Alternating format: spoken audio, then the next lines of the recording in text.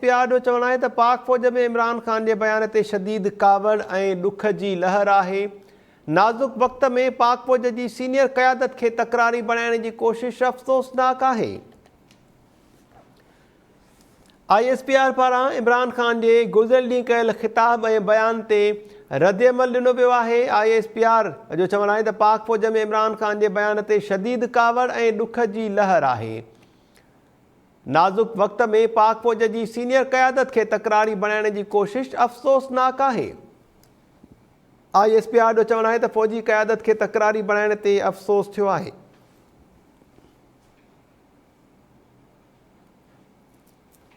ISPR जो चवणु आहे त पाक आर्मी में इमरान ख़ान जे बयान ते शदीद कावड़ ऐं ॾुख जी लहर आहे।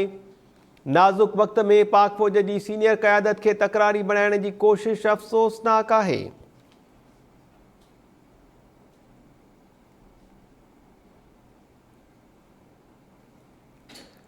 ब्रेकिंग न्यूज़ अवां सां शेयर करे रहिया आहियूं। ISPR जो चवणु आहे त नाज़ुक वक़्त में पाक फ़ौज जी सीनियर क़यादत खे तकरारी बणाइण जी कोशिश अफ़सोसनाक आहे। पाक फ़ौज में इमरान ख़ान जे बयान ते शदीद कावड़ ऐं ॾुख जी लहर आहे।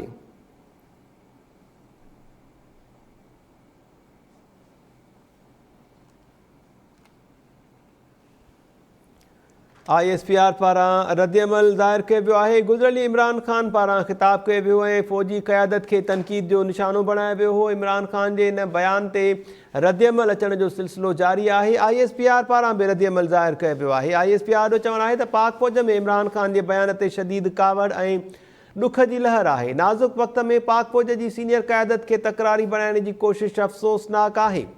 इन जा तफ़सील मालूम कयूं था टाइम न्यूज़ इस्लामाबाद जे सीनियर रिपोर्टर ज़ुल्फ़कार गुरामानी खां। ज़ुल्फ़कार, छा अपडेट्स आहिनि? ISPR वधीक छा ॼाणायो आहे?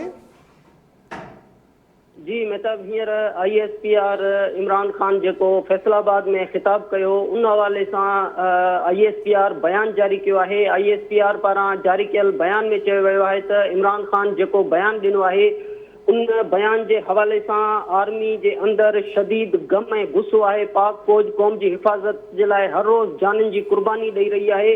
उन वक़्त में जॾहिं नाज़ुक वक़्त में सीनियर क़यादत कुर्बानियूं ॾेई रही आहे, पाक फ़ौज जो हर शख़्स जेको आहे उहो धरती जे लाइ कमु करे रहियो आहे। इन नाज़ुक वक़्त में सीनियर क़यादत खे तकरारी बणाइण जी कोशिश इंतिहाई अफ़सोस जोॻो अमल आहे। शदीद गम ऐं गुस्से ऐं कावड़ जो इज़हार कयो आहे ISPR जो चवणु आहे त मेरिट जे हवाले सां पाक फ़ौज खे बहितरीन इदारो करार ॾिनो वियो आहे ऐं असां मेरिट ते ई यकीन रखंदा आहियूं। मेरिट जे लिहाज़ सां बहितरीन इदारो आहे।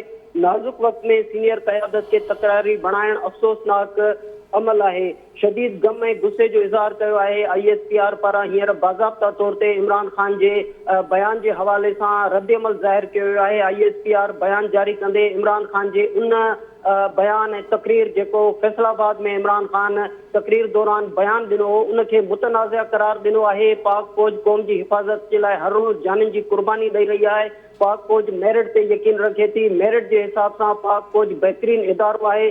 मेरिट खां अलावा पाक फ़ौज को बि कमु नाहे कयो। हींअर पाक फ़ौज जंहिं नाज़ुक दौर मां क़ौम जे अंदरि कमु करे रही आहे उन दौरान तकरारी बयान ॾियणु इंतिहाई अफ़सोस जोॻो बयान करार ॾिनो आहे। हींअर ISPR इमरान ख़ान जे बयान ते पंहिंजो रद्दअमल ॾिनो आहे। पंहिंजे रद्दअमल में ISPR जो चवणु आहे त इमरान ख़ान जे बयान ते पाक फ़ौज अंदरि शदीद गम ऐं गुस्सो आहे। जी ज़ुल्फ़कार गुरामानी, महिरबानी अवांजी तफ़सील ॿुधाइण जे लाइ।